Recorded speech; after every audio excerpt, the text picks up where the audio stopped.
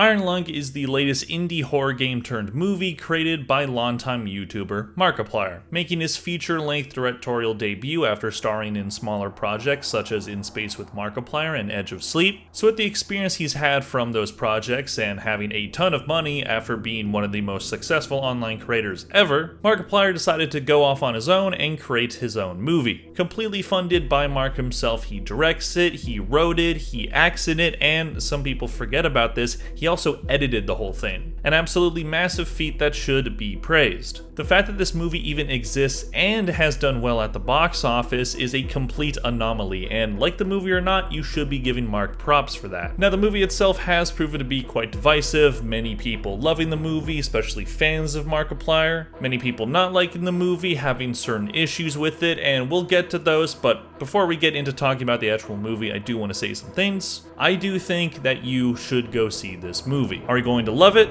Maybe, maybe not. I did like the movie, but it definitely has its flaws. But movies like this rarely ever see the light of day, let alone contend for the #1 movie in America on opening weekend. Completely self-funded and self-distributed, that means Markiplier is probably paying a hefty chunk of money just to have this play in theaters. In fact, it was only supposed to play in about 50 theaters in America, but he did get to expand it and he has been rewarded for that. Completely independent with no big studio backing, no big corporation coming in to meddle with it and just make it worse anyways. This kind of movie rarely ever happens, so good or bad, I do think that's incredible. Hollywood has been a multi-billion-dollar sinking ship for a long time, and it's just getting worse. You have big studios getting bought out by other big studios, just completely diluting the pool of companies that filmmakers have to work with. Streaming threatening the very existence of movie theaters while streaming services just get more expensive and less user-friendly. Shows and movies getting canceled or completely deleted off of platforms just to be used as a tax write-off for a billion-dollar company. And movie companies having almost no originality anymore and just keep recycling the same franchises over and over. Iron Lung, for all its flaws, avoids all that and has passion behind it. And that's the most important thing in my eyes, is the passion. When a creator loves what they are making, I can excuse a lot, because when they put passion behind their art, it is always better than it would be without. And Markiplier clearly cared a lot about this film, and he did everything on his own dime, and I respect the hell out of him for it. From hearing him talk about this film over the past few years on podcasts and interviews, and seeing how he's reacted to the movie's success so far, he deserves this win. So just based off of that alone, I do recommend that you go see Iron Lung. At worst, you're gonna see a movie that is maybe a bit too boring for your taste, or maybe not exactly what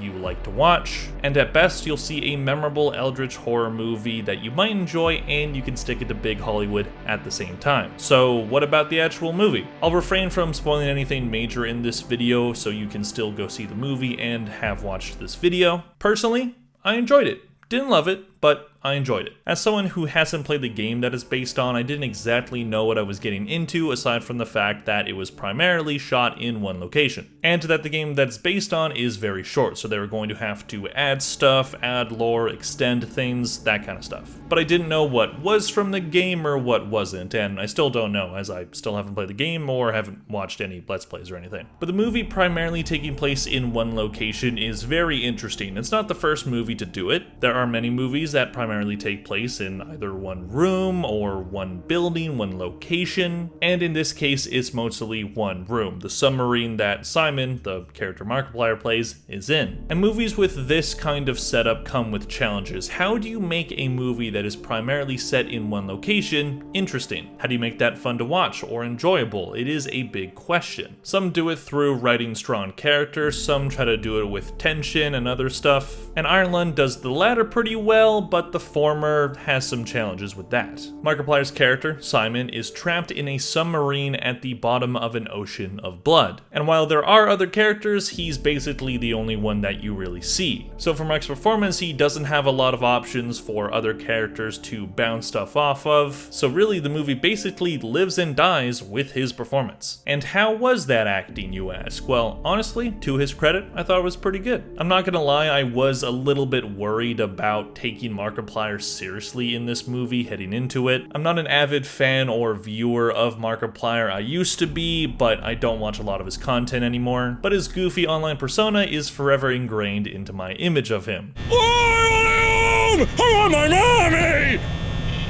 I want my mommy! Come on! So him being the main character of a psychological thriller set in a very bleak place, he was gonna have to do a lot to have me shut up that image of him. Thankfully, he did quite well. Not an Oscar-worthy performance or anything, but some solid acting here. And his goofy persona did show up here and there with a few jokes, and while it did kind of take me out of it a little bit, sometimes it did hit and it was pretty funny. Overall, I bought into his performance, and I saw him as Simon, not Markiplier. Now on to people's main complaint. It's slow. While watching it, I was definitely surprised by the runtime and did expect it to end a few times before it actually did. The first act is pretty slow, and you do spend a lot of time with Markiplier just turning knobs and tinkering with submarine stuff. Some of it's interesting, some of it may be a little bit dragging. But I wouldn't really say that I was particularly bored. Maybe a little bit, but the way that some people have been reviewing this movie online makes it seem like it's like 2001: A Space Odyssey slow. Some people just really don't have the patience for slow-paced films. I really didn't think it was that bad. And H Bomber Guy, fellow YouTuber, he did mention that in his review on Letterboxd and made an interesting point.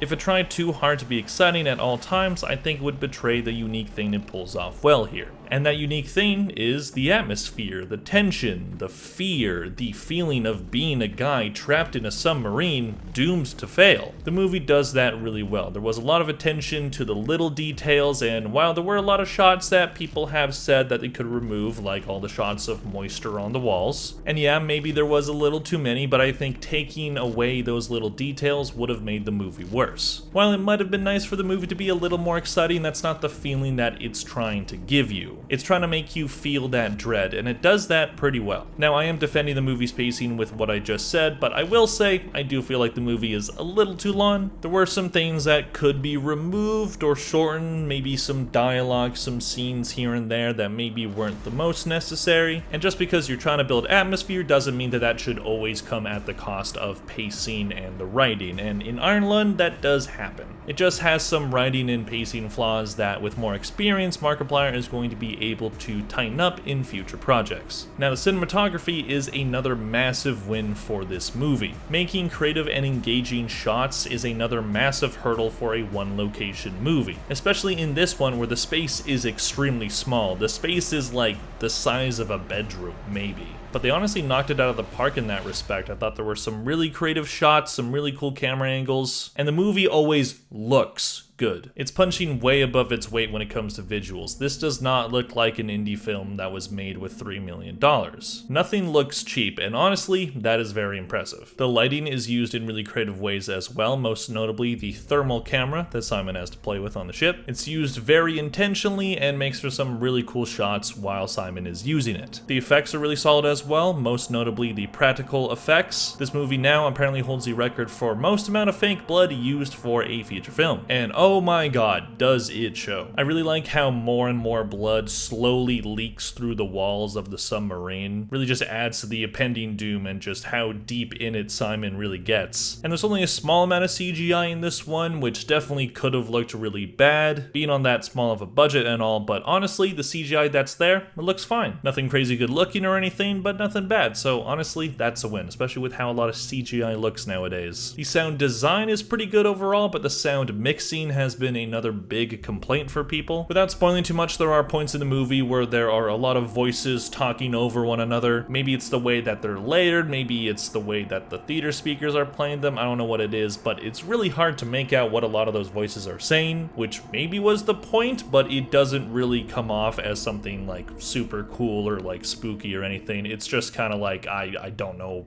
what's going on with these voices. Sometimes dialogue is too quiet or hard to make out, so that's something that I definitely would like to have been better. But when it comes to things like sound effects, music, and other sound design elements, I thought overall it was pretty good. Now I want to talk about some writing and story stuff without spoiling anything in specific. As I said earlier, I think once Markiplier writes more movies and works with more experienced writers, he's going to improve a lot. As this movie wasn't written poorly or anything, but you you could tell that it wasn't like a seasoned veteran writer, mainly with how the writing delivers exposition and certain dialogue. There's a lot of exposition about the world and why Simon's there in the situation he's in. A lot of lore stuff to kind of explain some of the things about this world. And it's not over explaining things, which is good. This is a psychological thriller, so you want there to be some mystery to it. Not supposed to know everything that's going on, so it's not the amount of stuff being presented to me is the issue, in my opinion. It's more with its delivery. Some lines and some exposition are repeated to the audience a few different times, and sometimes it doesn't really feel like it's necessary. It just feels like we already know this and you're telling us this to kind of like develop the world, but you're kind of just going a bit in circles. And there's some scenes where it's not entirely clear what's real or not, or what exactly is happening, and the characters point it out, and I feel like that should have been entirely left to the audience interpretation versus the character's interpretation. The man is going insane because he's trapped in a submarine at the bottom of an ocean of blood, so yeah, we know not everything on screen is gonna be exactly what is actually happening. Not everything is as it seems, and it's not hard to figure it out, and I just feel like how the movie presents that specific aspect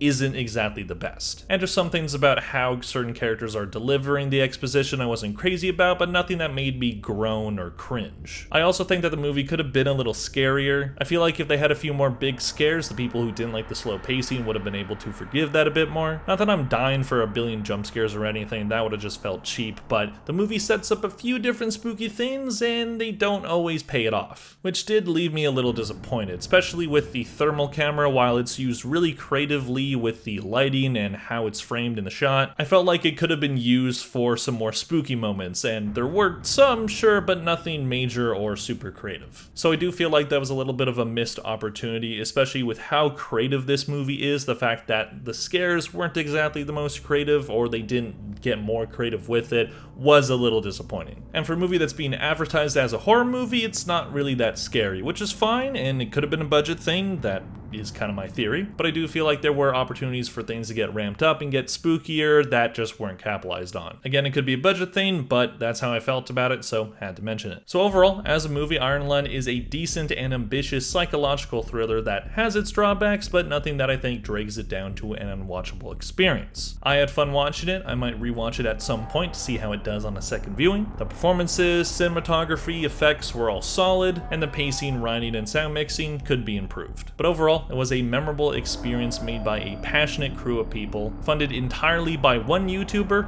and it beat Sam Raimi at the box office. That's pretty cool. I think you should go see it. If you've already seen it, let me know what you thought of it in the comment section down below. And Markiplier, if you're watching this, good job.